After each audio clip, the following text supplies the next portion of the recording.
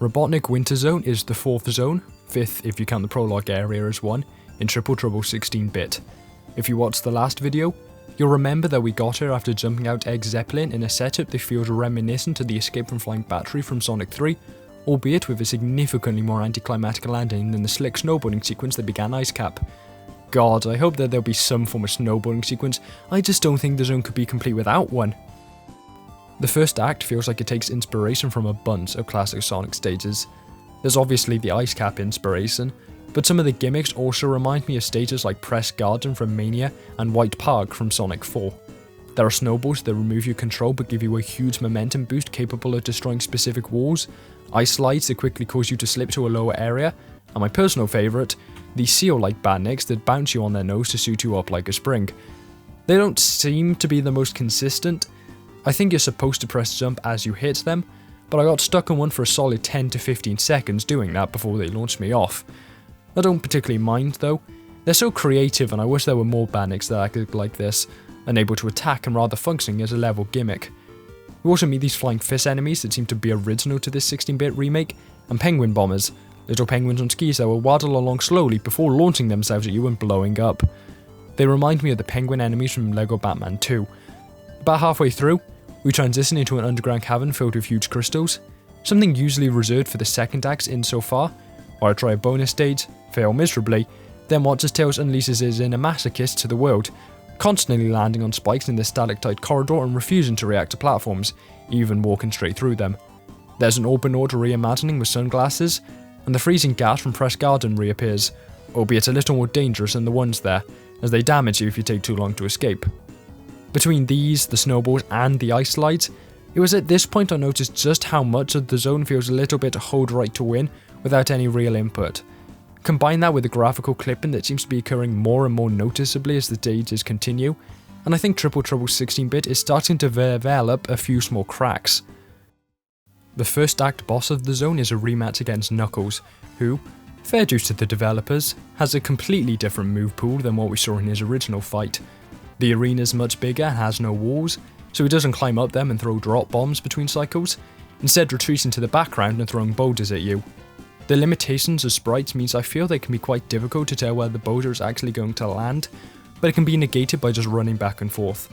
I had more trouble with the cycles themselves, as I've also changed from punches back and forth to a combo of burrowing underground, launching himself upwards, gliding along the screen, then dropping back down to the ground so you can land a hit. Having to avoid the burrowing means that you don't have much time to turn back around and run the opposite direction, and you can't jump over him easily either, so damage boosting becomes by far the most consistent strategy.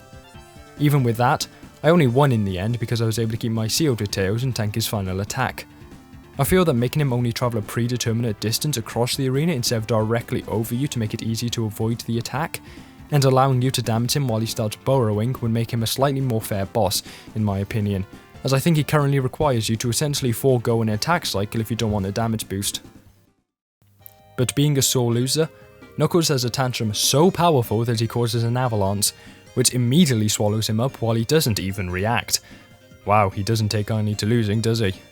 But this avalanche kicks off Act 2 with a brand new gameplay style, where you need to snowboard down a mountain while avoiding bombs and laser gates, all with a new 3D perspective.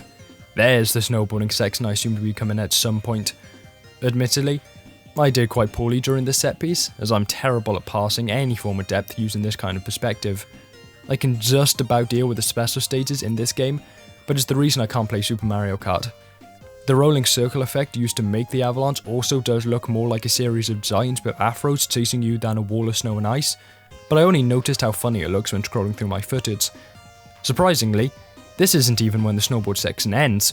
Pretty much the entire first third of the act proper keeps you on the board, and it even reappears later on.